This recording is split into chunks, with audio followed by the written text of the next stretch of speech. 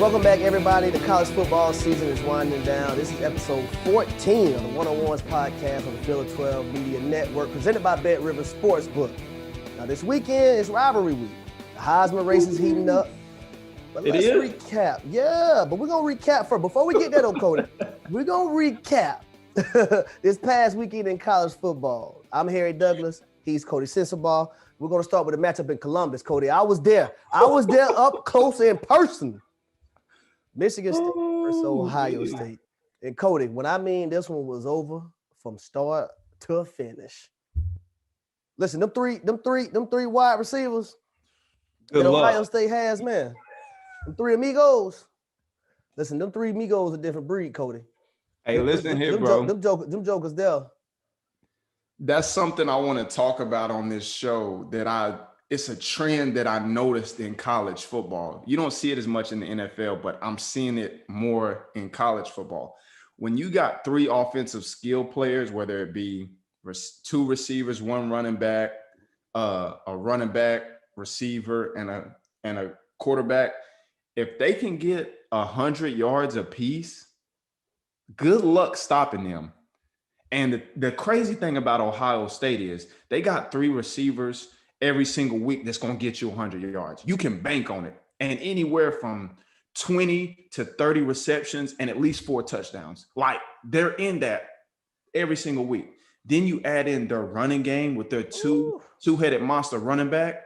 Like, it's just crazy, man. I seen something where they said Stroud completed 18 straight passes. He broke the record. He broke the record. And they said it on the time I was up in the media press box. They say he broke the record for most completions, straight completions, right? And I went to think about all the people that went to Ohio State, and I was like, my goodness, bro, the man went 32 for 35, 432 yards, and 6 touchdowns, and he played about not that much in the second half. So basically, that's one half of football. Man, listen, you know what I mean? What is that? Is that 24 minutes or 30 minutes? How many minutes per quarter does college play? No, they go 15. They go 15. That's in 30 minutes, bro. They scored on their first 7 possessions. Game's over.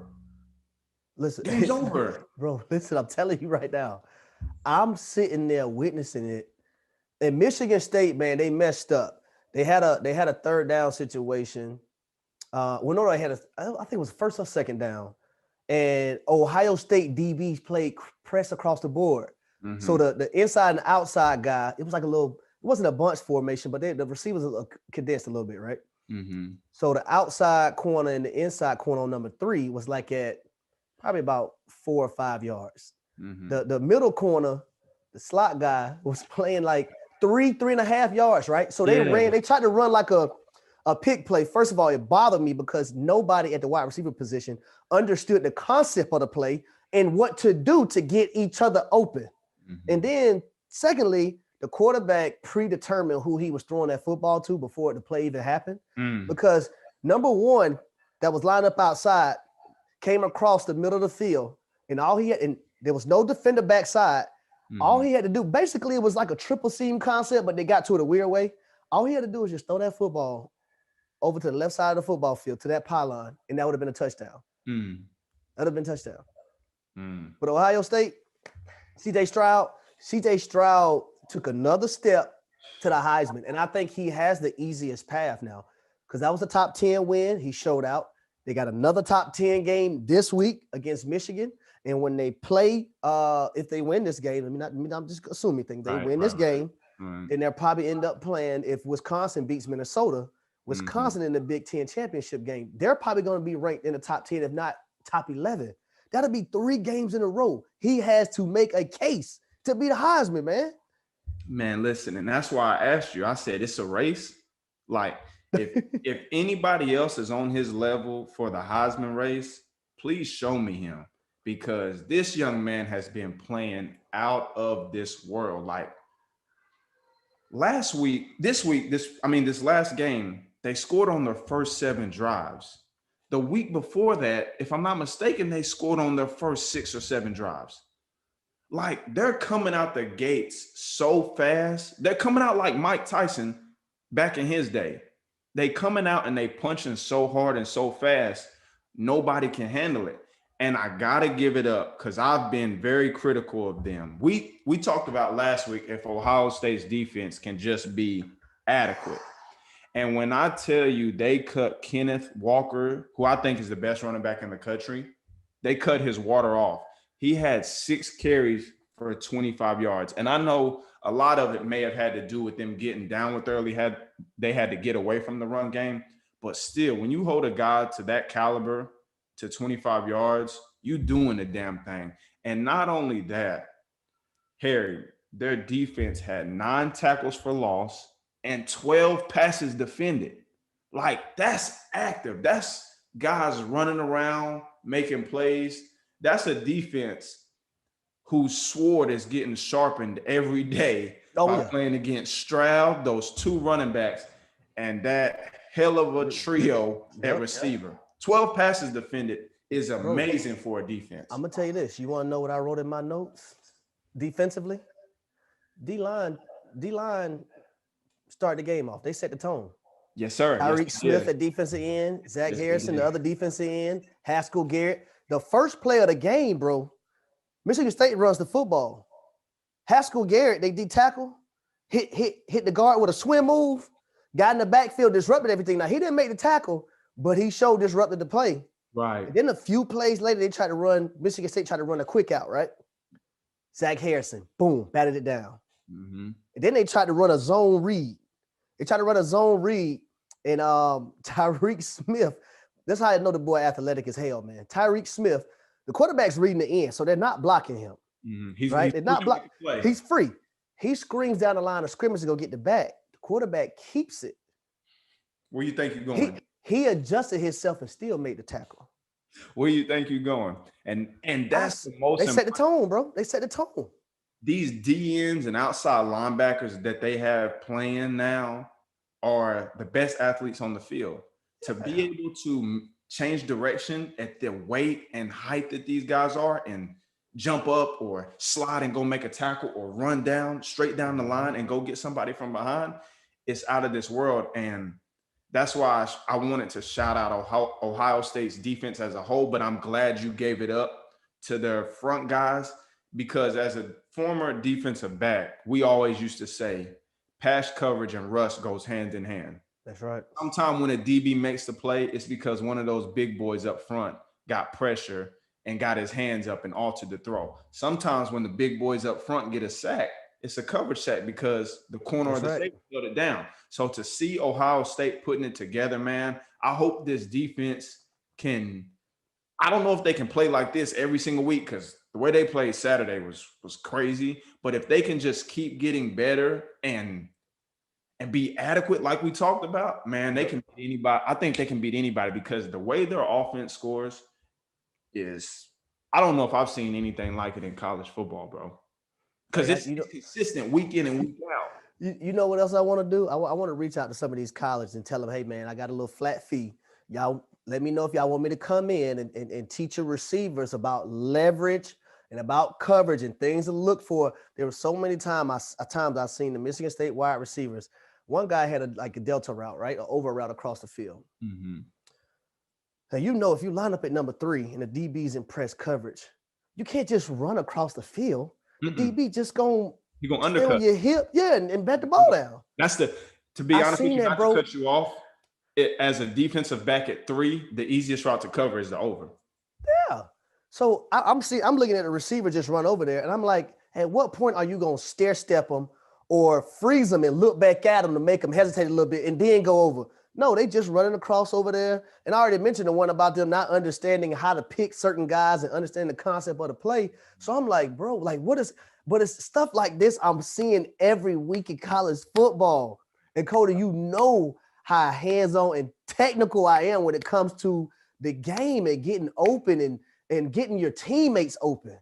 And I think that really gets under your skin, bro. It does. Because you're somebody who was ultra talented, but those technical, detailed, bro. You're talking about those details. That's what took you to the next level and allowed you to play a decade. Like, guys don't understand. It's hard to make it to the NFL, But to last as long as you did at that high of a level, talent is not going to get you there. It's the details, man. The devil is in the details. And you see so many young men that think they're just going to out-athlete everybody.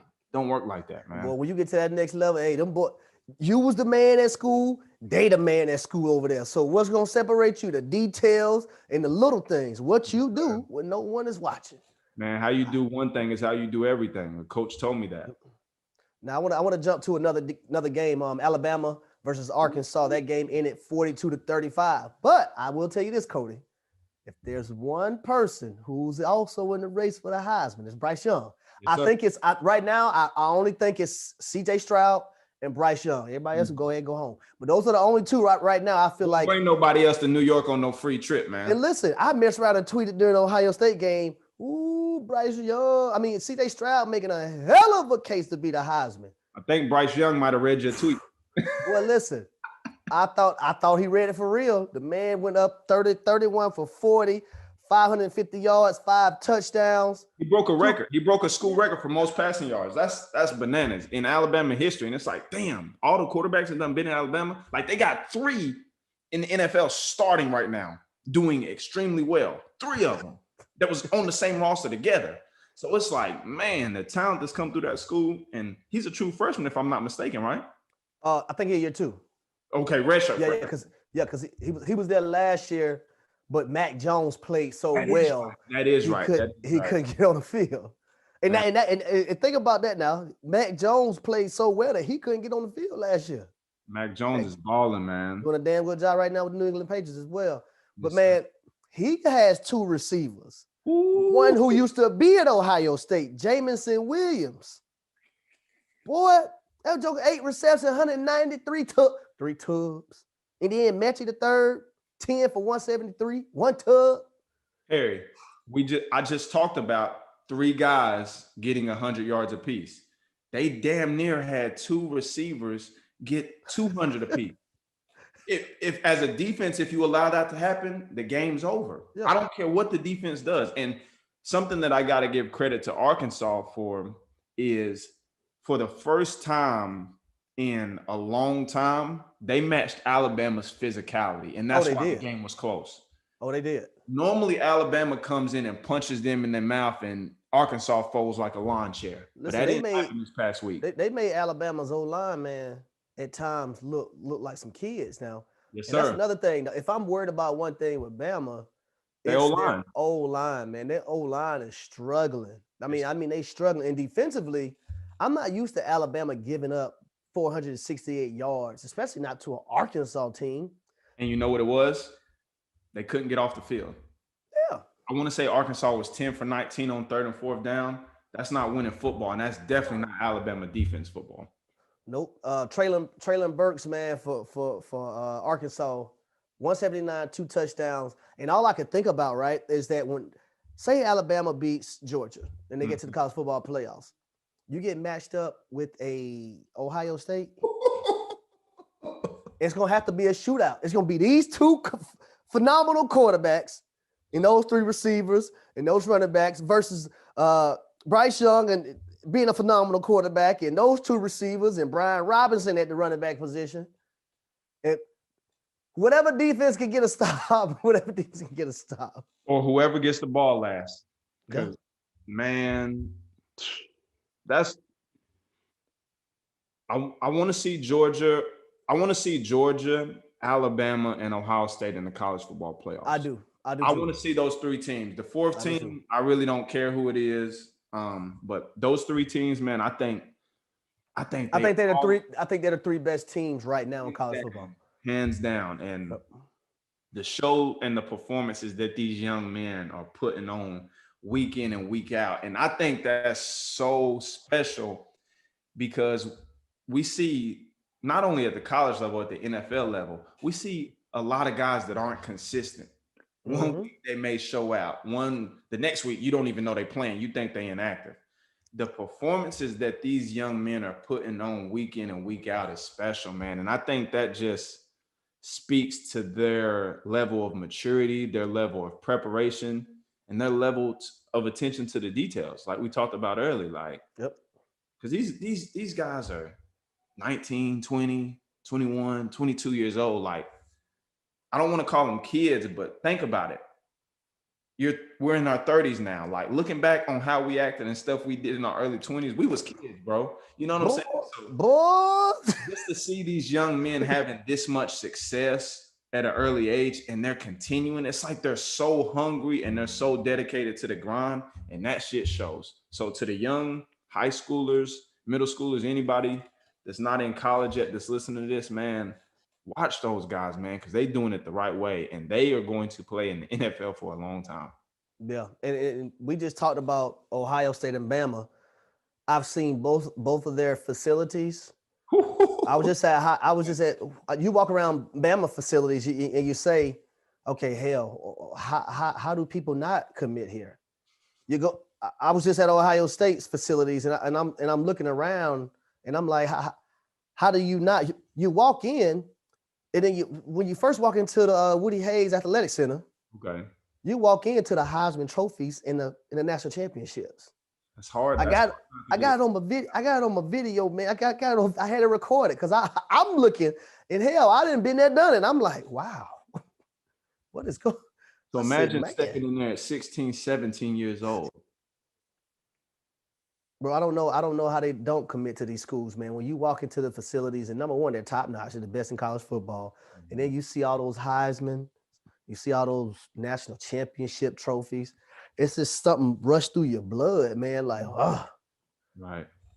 And now a quick message from our sponsors over at BetterHelp. Is there something that is preventing you from achieving your goals or interfering with your happiness? If there is, let me tell you guys about BetterHelp. Professional help done securely online. Check out betterhelp.com/ones. BetterHelp will assess your individual needs and match you with your own licensed professional therapist to allow you to connect in a safe and private online environment. It's so convenient. You can start communicating in less than 48 hours. BetterHelp is not a crisis line. It's an avenue to accessing professional therapy without having to sit in an uncomfortable waiting room.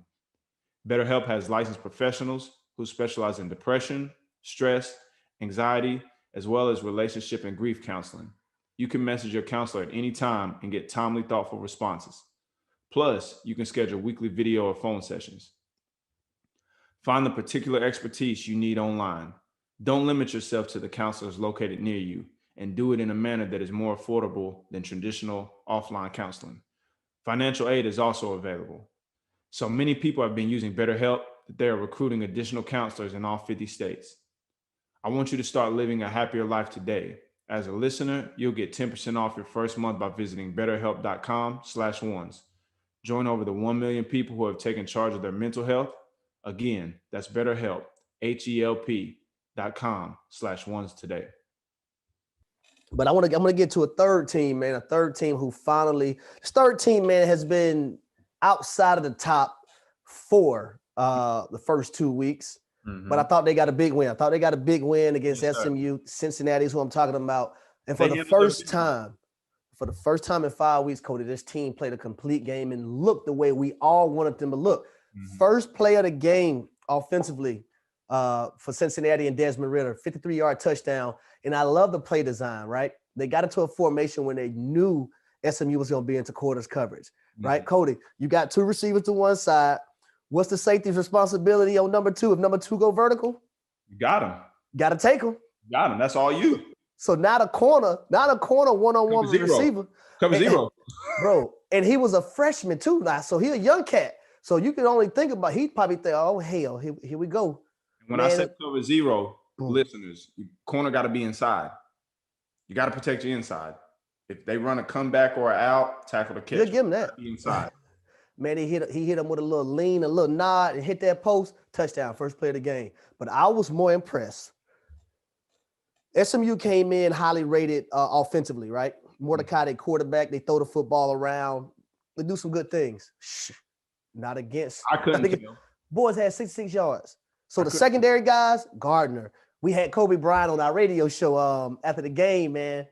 I said, man, I know it felt good because they've been playing some heavy run teams lately. I said, I know it felt good. I said, I'm watching you on TV, man. You moving like you got some in your neck, He said, yeah, man, it felt good to actually get some action, out there on them corners. Right. But him, Ahmad Gardner, Bush, all the rest of those guys, man, they played a great game. And they look the way we've all been wanting them to look the last 5 weeks. So I wouldn't be shocked. I wouldn't be shocked if Cincinnati makes the college football playoffs at the end of the day. At the end of the day, if they continue to play the way they played this weekend, though. Yes, sir. Just adding a little bit to what you said, I liked what I've seen out of Cincinnati offense and defensively. Ritter, I like him a lot, and I think he will be one of the top 2 or 3 quarterbacks drafted in this year's draft if he finishes the season strong.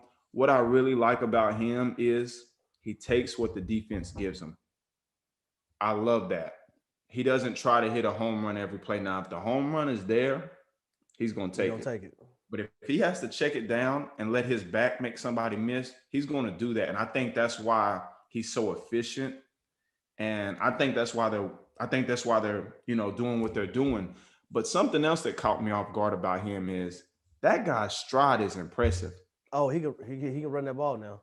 He has a real long stride, and as a defender, I can see how his speed could catch people off guard because he's not super duper fast, but his stride, the ground he's taken up, he peels off from people. That Calvin Johnson stride. Exactly. When he ran that 40 time, people was like, "What? Yeah. Hey, big boy got them strides." His stride allows him to pull off from people. And something else about Cincinnati's offense that if they make the playoff, the college football playoff, that'll be interesting to see against some of these defenses.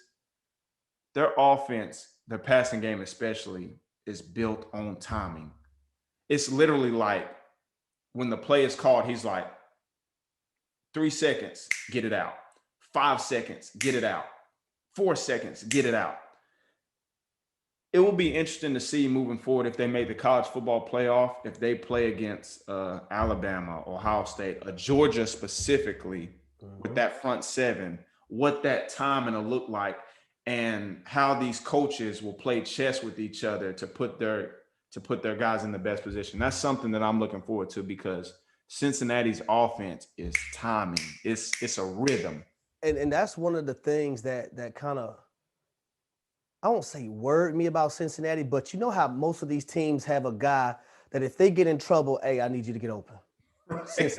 Hey, forget all this other shit.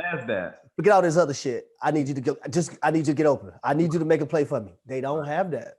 Mm-hmm. And when you're playing against a team like Georgia, you're going to need that, especially the Georgia this year, 2021, this Georgia team, because them big boys up front, they coming. And I like what you said about Ritter, man. Ritter hit kind of for 5 touchdowns in that game. He threw for 3, ran for 1, caught 1. But the only thing I have for him, especially when it comes to that next level, right, is sometimes he has wide open guys and he miss them. Mm-hmm. He miss them. And at this level, if you're playing against one of these top-notch teams, if you have plays that you got to hit them because you never know when your next time is going to be able to do it. But I love what I've seen from Cincy. Yes, sir. I love what I've seen from Cincy. And now I think if they just keep playing the way they're playing, they'll make the college football playoffs. But I want to get to Georgia really quick. The only thing I want to get to about Georgia is that, boy, I love seeing them big boys catch touchdowns, run touchdowns. Jordan Davis, man, first of all, he'll probably eat me for lunch. And me too. Boy, listen, big boy nimble though. Big boy got some feet. He got it all. I seen him celebrating on the sideline, jumping in the air like he dunking. I say, boy, look how high he is off the ground. He scored a touchdown, reminded me of William Refrigerator Perry.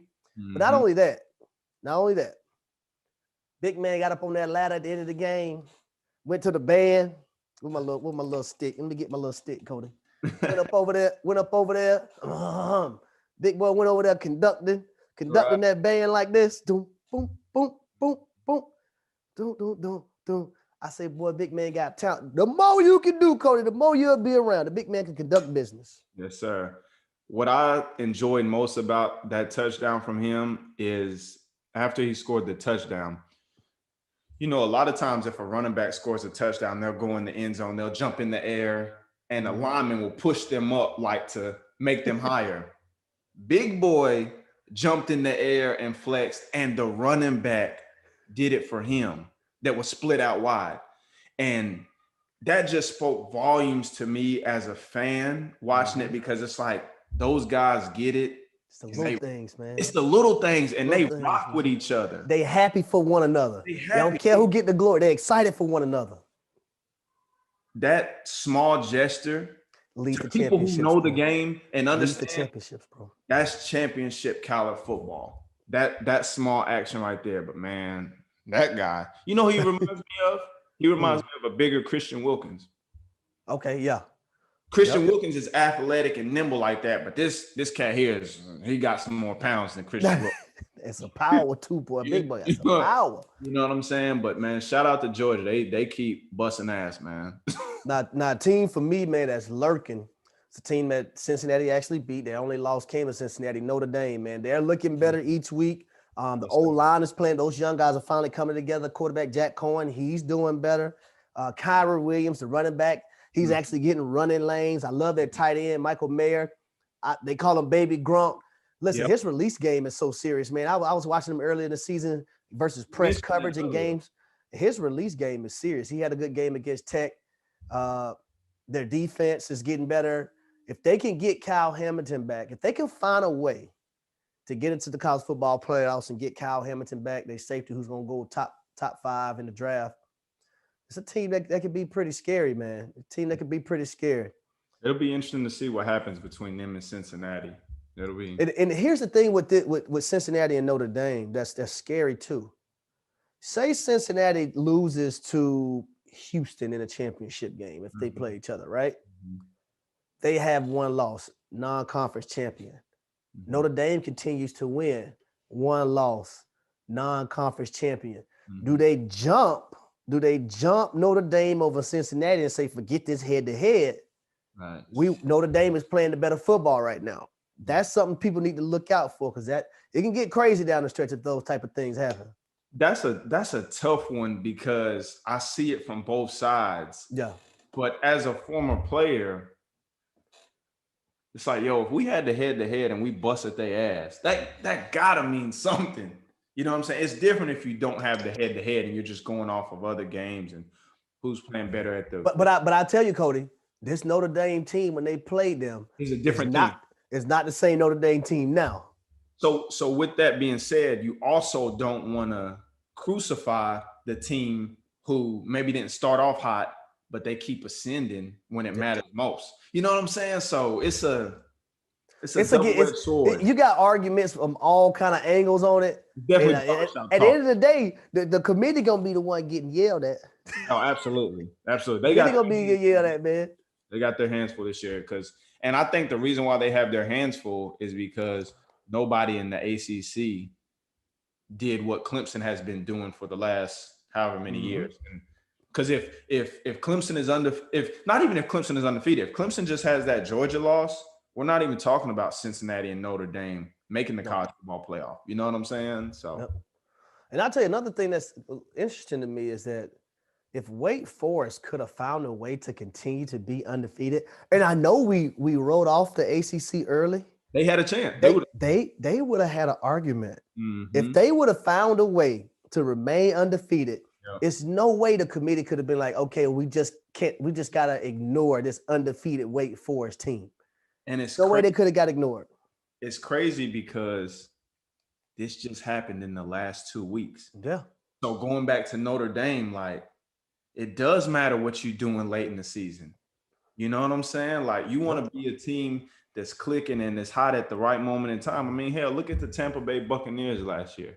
They went into the playoffs as a 5 seed, the wild card, but they was clicking at the right time and they ended up winning the whole thing. So I think it's important to look at that. And the college football committee, the college football playoff committee, they have their hands full this year. They got some tough decisions to make for sure. Look, and they still gotta listen. What if Oklahoma State wins out? That's a one-loss champion. You know what I mean? Beats Ohio State this weekend, and then goes on to win the Big Ten. Yeah. You know, like, it's because right, wrong, or indifferent, you can say what you want to say. That Big Ten has a lot of really good teams. Some record may not show it, but they compete and they battle week in and week out.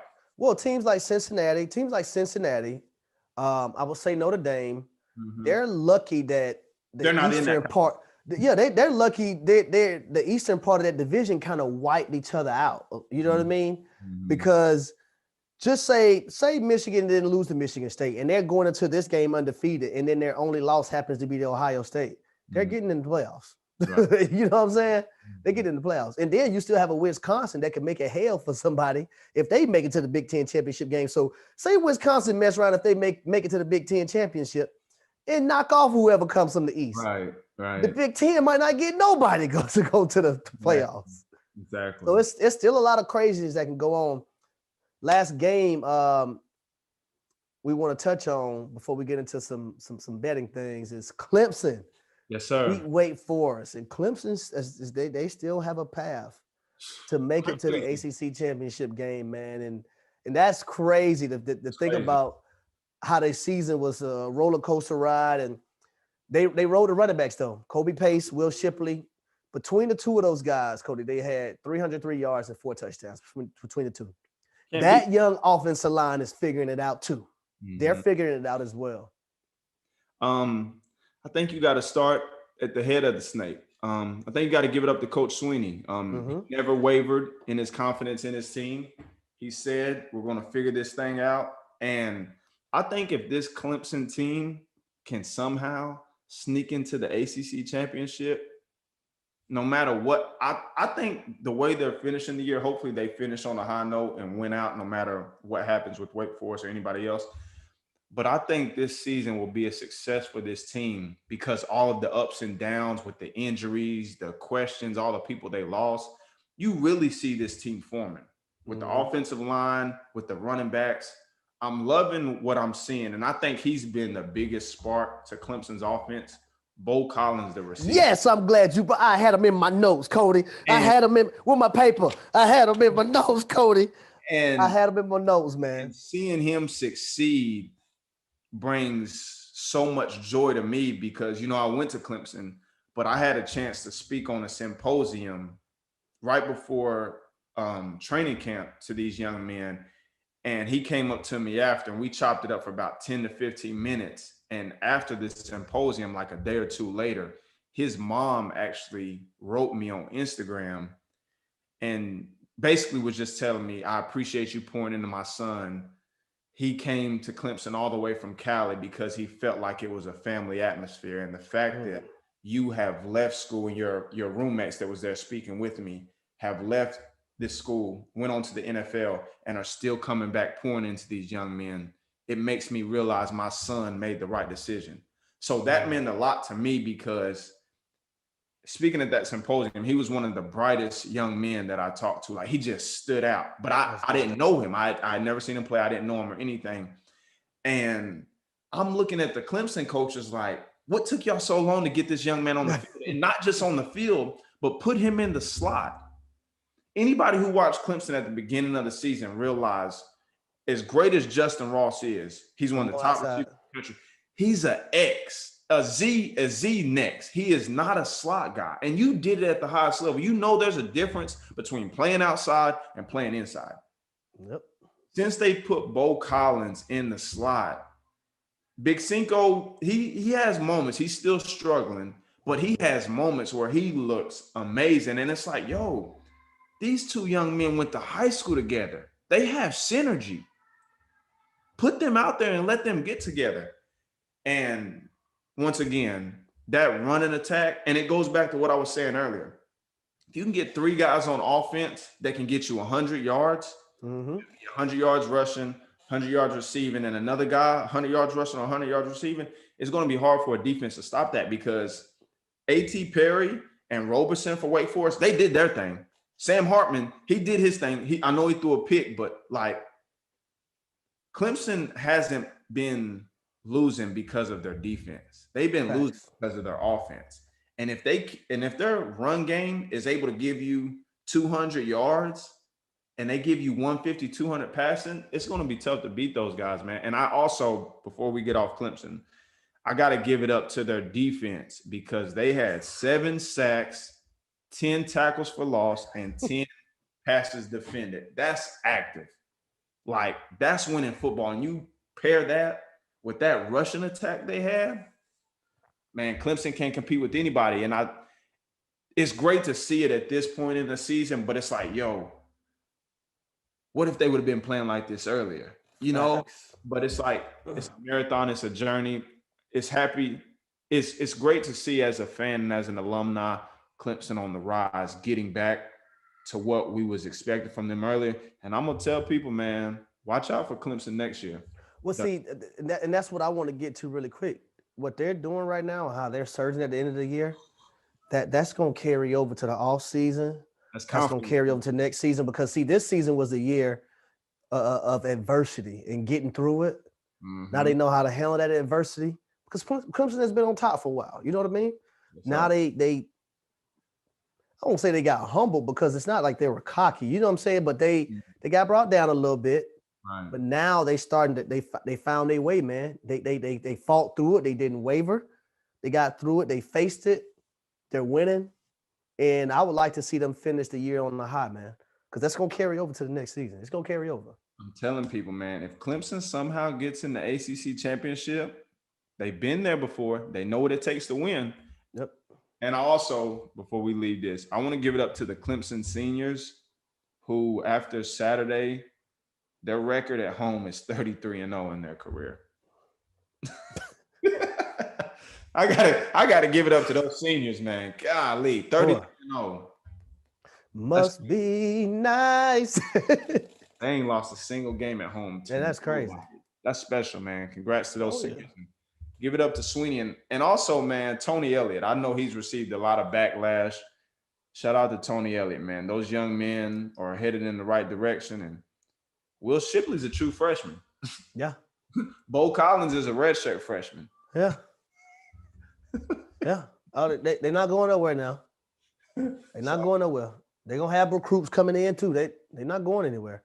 Man, I seen Archie. Have people coming back on defense. They're not going anywhere. Trust me. Archie Manning was on a visit there. I think that's his name. The young Manning, Archie. Is that his name? Yeah, I seen him on a visit there. If I'm him and I'm looking at that talent around, hey, Big Cinco ain't showed enough just to be a hands-down starter. So. Oh, yeah. That job open now. It's open. It's open. Selma Lel, man, it's open. Yes, sir. Yes, sir. Now I want to get to two games, man, on the betting end of things. Ohio State versus Michigan, one of the biggest rivalries in college football. Ohio State's favorite 8.5. The over-under for this is 64. I'm going to go with Ohio State in this game. The 8.5, man, this is a rivalry game. So I'm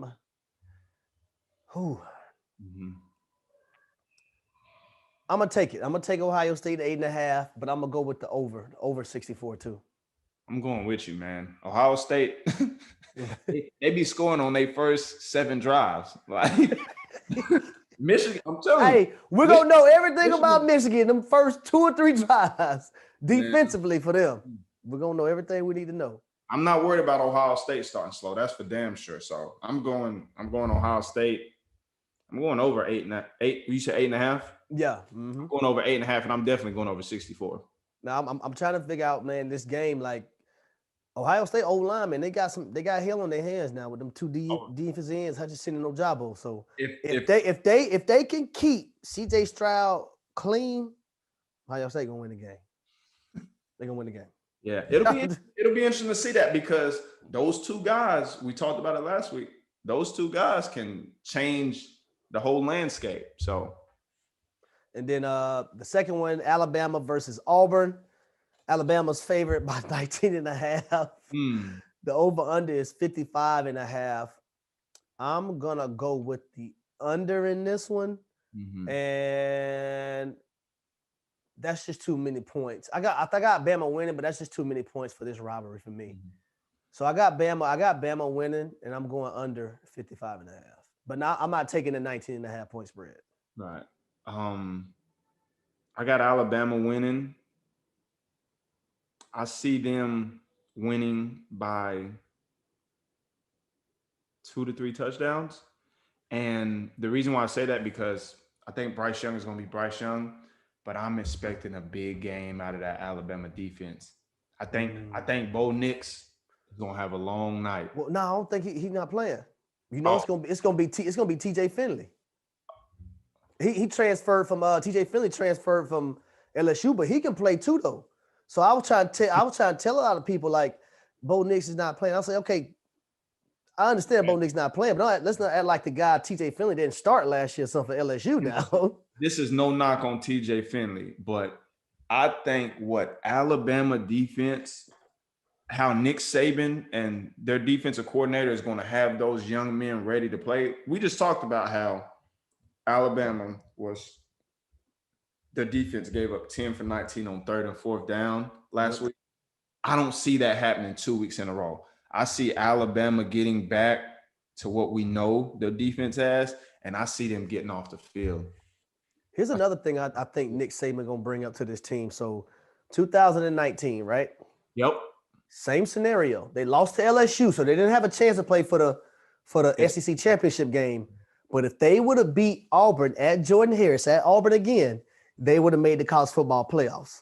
They would have been in. They lost that game to Auburn. So I think Nick Saban going to also let his team know, hey, we was in this same situation. You know what I mean? 2 years ago.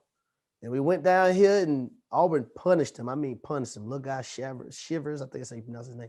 Oh, laid the boom on one of the defenders going in the end zone. I remember I put it on my IG. I said, oh my goodness, he laid the boom, knocked his helmet off and everything. And I selfishly want to see Alabama win because I want to see Alabama in the college football playoff. Me too.